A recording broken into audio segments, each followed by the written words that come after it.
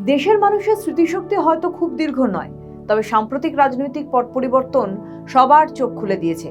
ক্ষমতার লোভ, সরকারি সুবিধা আর বিদেশি প্রভুদের প্রেসক্রিপশনে তৈরি অন্তর্বর্তীকালীন সরকারের ভেতরকার পচন এখন প্রকাশ্যে।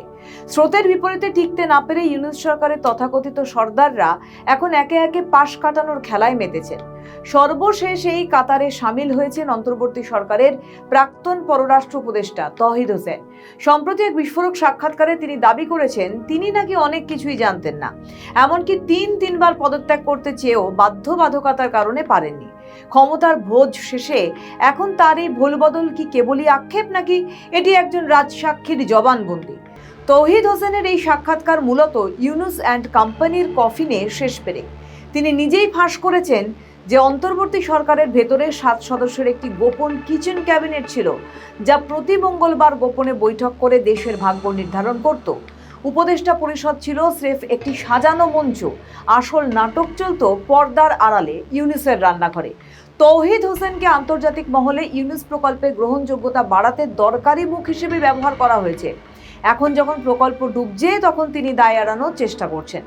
সবথেকে ভয়ঙ্কর তথ্য হলো, নির্বাচনের মাত্র 3 দিন আগে পররাষ্ট্র মন্ত্রণালয়কে সম্পূর্ণ অন্ধকারে রেখে যুক্তরাষ্ট্রের সঙ্গে বড় ধরনের বাণিজ্য চুক্তি সম্পন্ন করে বাণিজ্য মন্ত্রণালয় ও জাতীয় নিরাপত্তা উপদেষ্টা। প্রশ্ন জাগে, একটি অনির্বাচিত সরকার কেন বিদায়ের ঠিক আগ মুহূর্তে এমন চুক্তি করবে? কার স্বার্থে এই বাধ্যবাধকতা? উত্তরটি খুঁজলেই ইউনূস সরকারের আসল চরিত্র ও দাসত্ব বেরিয়ে আসে। 2021 সালে মার্কিন দূতাবাসে USAID আয়োজিত বিতর্কিত সাংবাদিকতা প্রশিক্ষণে তার ভূমিকা ছিল মূলত জনমত নিয়ন্ত্রণ, তথ্য প্রবাহ ম্যানিপুলেশন এবং সরকার পরিবর্তনের সামাজিক ক্ষেত্র তৈরির অংশ। 2006 থেকে 2009 সালের বিডিআর ট্র্যাজেডির সময়ও তিনি পররাষ্ট্র সচিব ছিলেন। ডিপ স্টেটের কুশীলবরা সাধারণত গ্রিন সিগন্যাল ছাড়া মুখ খোলে না।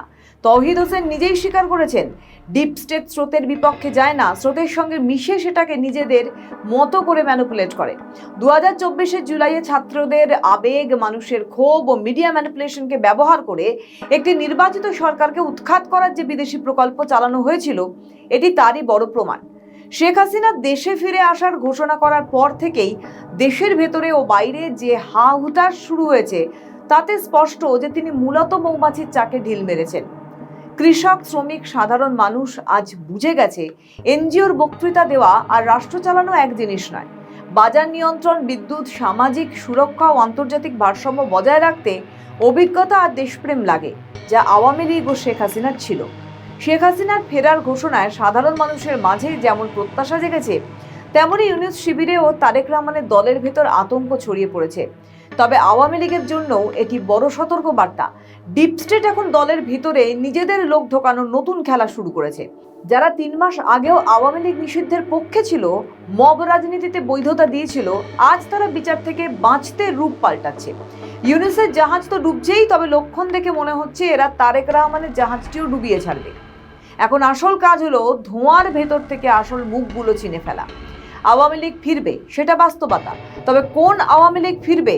শেখ হাসিনার সংগ্রামী ও মুক্তিযুদ্ধের আওয়ামী লীগ, নাকি ডিপ স্টেটের অকুপাই করা আওয়ামী লীগ?